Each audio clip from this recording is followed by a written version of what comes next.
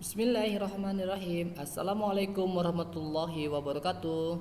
Apa kabar soleh dan soleha? Hari ini kita berjumpa lagi dengan materi pendidikan agama Islam untuk kelas 3. Dan pada pertemuan kali ini kita akan mempelajari dari materi meyakini Allah Maha mengetahui dan Maha mendengar. Dan sub materi pada pertemuan kali ini yaitu Allah Maha mendengar, atau dalam Asmaul Husna yang disebut dengan As-Sami. As-Sami artinya Allah Maha mendengar.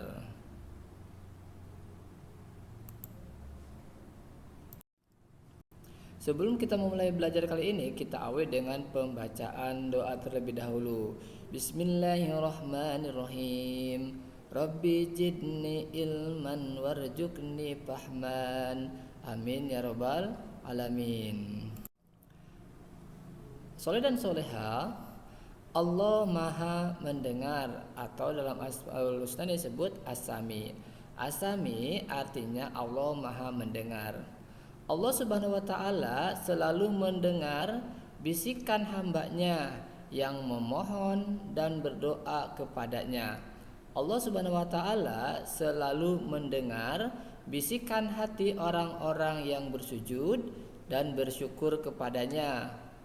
Dan Allah Subhanahu wa taala selalu memberikan limpahan kasih sayang dan pahala kepada orang-orang yang memohon kepadanya. Allah Subhanahu wa taala selalu mendengar segala bisikan dan ucapan manusia walaupun bisikan itu dirahasiakan. Allah Subhanahu wa taala pasti mendengar hambanya yang berdoa dan memohon kepadanya. Allah Subhanahu wa taala akan mendengar setiap doa hambanya. Allah juga tahu dan mendengar apa yang ada di dalam isi pikiran kita, otak kita. Allah mengetahui, dan juga Allah juga mengetahui apa yang ada di dalam hati kita, perasaan kita. Allah tahu, dan apa yang dibicarakan oleh hati kita Allah mendengarnya. Dan juga Allah mendengar apa keluhan umatnya. Asami sama dengan atau lawan katanya adalah tuli, tapi Allah Subhanahu wa taala tidak tuli. Itu hanya sifat kebalikan daripada sifat asami, yaitu Maha mendengar. Karena Allah Maha sempurna. Allah Subhanahu wa taala adalah Maha sempurna, dan juga Allah itu tidak cacat fisik dan juga tidak cacat ilmu.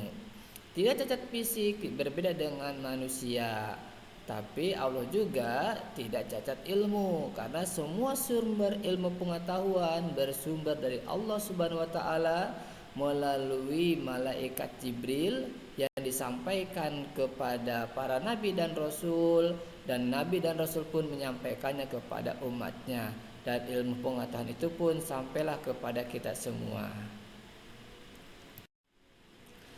Allah Subhanahu wa taala berfirman dalam surat An-Nisa ayat 148. La yuhibbullahu al-jahra bis-su'i minal qawli illa man zulim wa kana Allahu sami'an alima.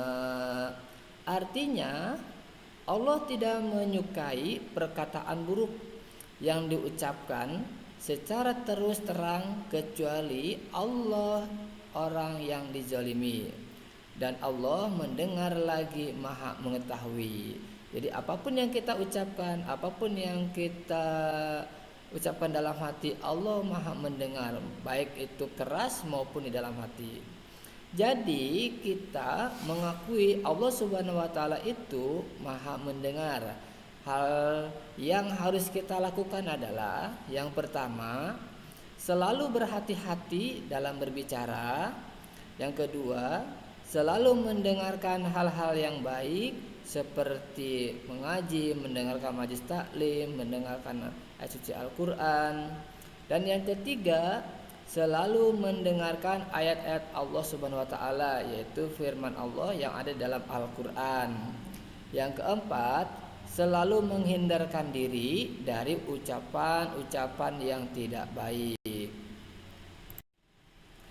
kita harus menjaga terutama mulut, karena mulut ini dan lidah tidak bertulang.